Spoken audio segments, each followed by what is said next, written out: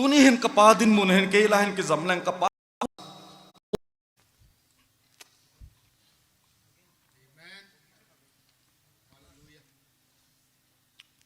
I want to make this clear to all who love my father, to all who would like to honor my father, to all the communities, the Métis, the Kukis, the Nagas, living in this small, tiny state in Manipur.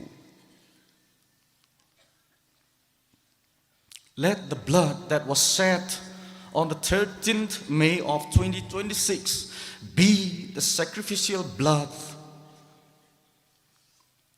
a blood that ushers in peace, salvation, justice, harmony, and tranquility in our state.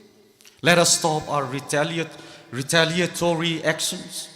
In fact, let us come back to the scriptures. We are Christians.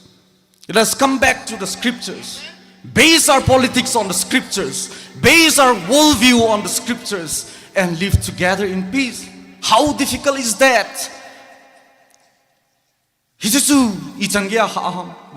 Are we not the children of Christ? Are we not the children of the living God? Are you not, Nagas, the children of the living God? Are you not Kukis, the children of the living God? Métis, you may not have faith in we may not share the same faith, but why is it too difficult to live in peace?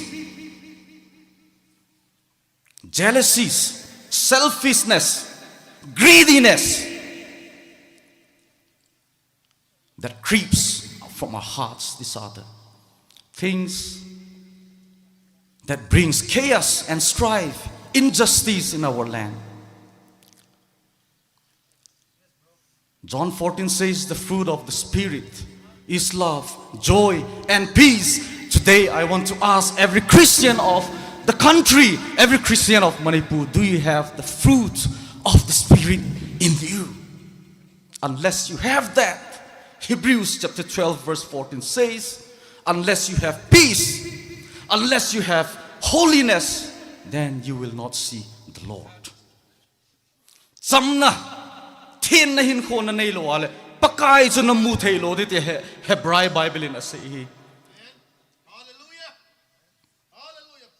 Today I do not blame any community.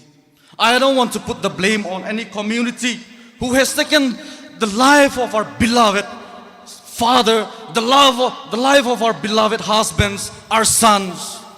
I do not blame any community. I blame the system that fails to bring justice. I blame the system that fails to protect its citizens. Where are you? Your electoral politics is dividing our communities, is dividing our land. Am I not right? You're right. Absolutely right.